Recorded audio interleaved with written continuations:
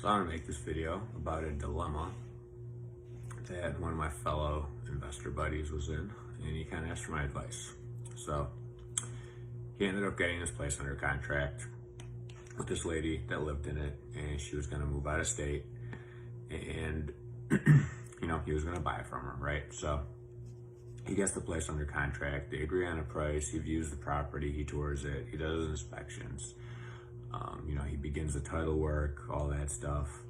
And last minute, not sure what happened, but the lady ends up getting cold feet and wants to back out of selling, right? Wants to back out, break the contract.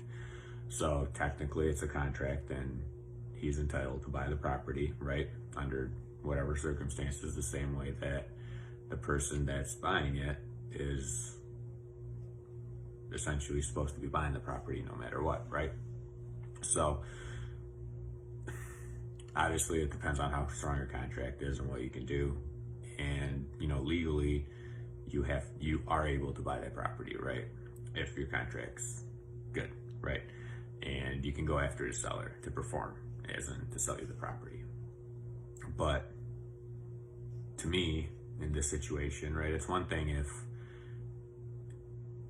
you do all your due diligence, you put in all this work, and then the seller, while under contract, finds someone else that some other guy pretty much decides that he wants to pay 10K more, and the seller isn't a very honest person and wants to break a contract and do that, right? That's one thing.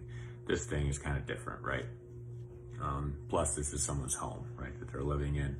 So me personally, I would just let it go, right? Just tell that person hey, I totally understand that, this didn't work out, and, maybe some things came up in your life. That's fine. Just make sure you think of me next, or whenever you're ready to sell the property, and I'll be able to come help you out, right? And there's a few reasons to do that, right? I think it's just being a good human in this case, right? Because you never know what someone else is going through. And the other thing, you don't want to make a reputation for yourself, being some cutthroat asshole, for a lack of better words, right? And granted, a contract is a contract, and it depends on the situation. But I think in this situation, that would probably be the best way to handle it, right? Let's just say you're buying a place from another investor, and that other example, you're under contract, you do all your due diligence, you pay for inspections, you spend all this time, and then they decide that they want to break that contract a week before closing because they found some guy that's going to pay them some obnoxious amount of money for, even though it's not worth it, right? But so that would be a different story. This, I think, is a little different, right? So I guess from that standpoint, I would just let it go, just because it's not worth it, right? Why waste your time and energy?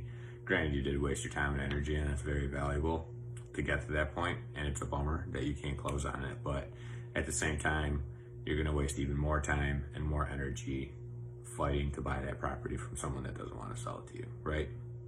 So just break the contract, tell the title company, whatever, you lost maybe a few $100, maybe $1,000 in your due diligence, plus your time. But you know what? If the deal doesn't work out, it doesn't work out. And who knows, maybe there's a reason. Maybe there's some crazy foundation issue or crazy something that you didn't notice, that the seller breaking the contract is maybe a blessing in disguise, right? So you never know with this kind of stuff.